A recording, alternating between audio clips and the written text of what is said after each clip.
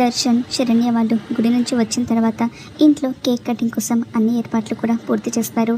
ఇక వాళ్ళందరూ కూడా ఇంటికి రాగానే శరణ్య మీద పూల వర్షం కురిపిస్తూ ఉంటారు. శరణ్య చాలా సంతోషంగా ఉండడంతో అనన్య చాలా కోపంతో రగిలిపోతూ ఉంటుంది. ఇక కేక్ కట్ చేయమ్మా అని ఆనంద శరణ్యకు చెప్తూ ఉంటుంది. శరణ్య నైఫ్ తీసుకొని కేక్ కట్ చేయబోతూ ఉంటే అనన్య శరణ్య చేతిలో ఉన్న నైఫ్ తీసుకొని తనే పిచ్చి పిచ్చిగా కేక్ మొత్తం కూడా కట్ చేస్తూ ఉంటుంది. అది చూసి ఆనందకు కోపం వస్తూ ఉంటుంది. అందరూ కూడా ఇక హ్యాపీ బర్త్డే అని చెప్తూ ఉంటారు. కేక్ కట్ చేసిన తర్వాత అనన్య ఒక పీస్ తీసుకొని నేను ముందుగా నీకు తినిపిస్తాను అని శరణ్యకు చెప్తూ ఉంటుంది. అలాగే అక్క పెట్టు అని శరణ్య అంటూ ఉంటే నేను ఎక్కడికి వెళ్తానో నువ్వు కూడా నా వెనకాలేరా, అప్పుడే నేను నీకు కేక్ పెడతాను అని పిచ్చి పిచ్చిగా అనన్య చెప్పేసరికి అలాగే అని శరణ్య అంటూ ఉంటుంది. ఇక అనన్య చేతిలో కేక్ పీస్ పట్టుకొని ఇక అలా మెట్ల మీద నుంచి పైకి వెళ్తూ ఇక తన గదిలోకి తీసుకెళ్తూ ఉంటుంది.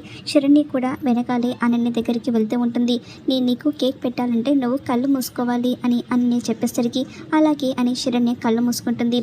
ఇక వెంటనే అనన్య అప్పటికే కబోర్డ్లో విషం కలిపిన కేక్ పెట్టి ఉంటుంది. ఇక శరణ్యకు తెలియకుండా విషం కలిపిన కేక్ పీస్ తీసుకొని అనన్య శరణ్యకు తినిపిస్తూ ఉంటుంది. ఇక ఆ తర్వాత ఇద్దరు కూడా కిందికి వస్తారు. దర్శన్, శరణ్య ఇద్దరు కూడా బెంగళూరుకి వెళ్ళడానికి రెడీ అయి వెళ్తూ ఉంటారు.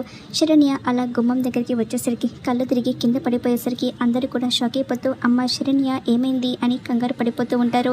ఇక ఇంతలో శరణ్య నోటి వెంట నురుగ రావడంతో దర్శన్, ఆనంద చాలా టెన్షన్లో ఉంటారు.